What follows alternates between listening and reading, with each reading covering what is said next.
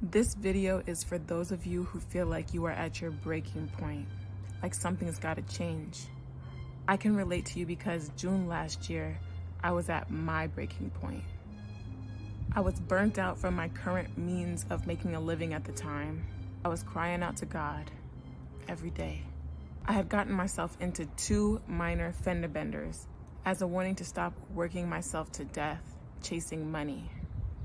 I knew that it was a sign because I had never gotten to any accident before that accident last year.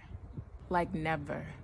I was actually angry at myself because I didn't take the first minor accident as a sign from God. Because that accident didn't get reported. God changed that person's heart and we both just wanted to go home, honestly. I did feel blessed, but I didn't realize that it was a sign from God. He was letting me off the hook to see if I would catch the hint to slow down. It was in the second accident that I actually ended up having cosmetic damage to my hood, the hood of my car. And the man whose bumper I hit actually jumped on the hood of my car and was screaming at me. It was very terrifying, especially because his bumper only had a scratch on it, literally. But God made that man overreact so that I would understand and be shaken by the situation in its entirety. That is when I finally took a break from work for a week. I was a little traumatized and afraid to get back in my car and keep doing what I was doing to make my income. God finally gave me an answer to my burnout. Let it all go. He said, start packing, move out of your apartment, move in with someone who is willing to help you transition temporarily. Sell your car to sustain your finances and leave your boyfriend behind. These were all things that I was not ready to hear. I was grinding, working so hard to keep it all together, to keep all of these material things and things that had a hold on my heart, right? I was actively trying to keep these things in my life. That's why I was working so hard. But had those accidents not happened, I would have been continuing to work so hard. I wouldn't have been willing to receive that advice. Sometimes we are so laser focused on achieving our own goals and pursuing our own personal obligations that we are not listening to what God has to say and where He's directing us. You have to be in a state to receive direction. I wasn't ready to hear it, but when I finally let out my cry of defeat, I was finally able to move into a space of acceptance of God's direction.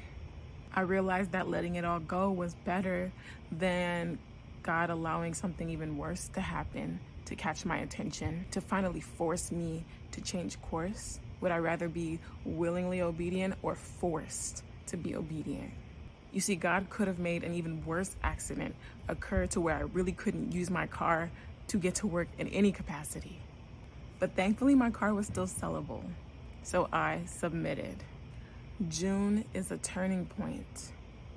Some of you are where I was, which was the point of exiting the matrix. That was me last year.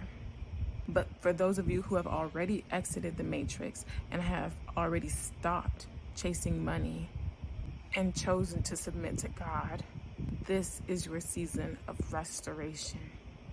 And God isn't asking you to do anything in your own power to achieve it. Just keep taking those small steps of obedience and sit back and receive it. Let God get the full glory for what is about to happen in your life. Put your trust in God and let God work on your behalf.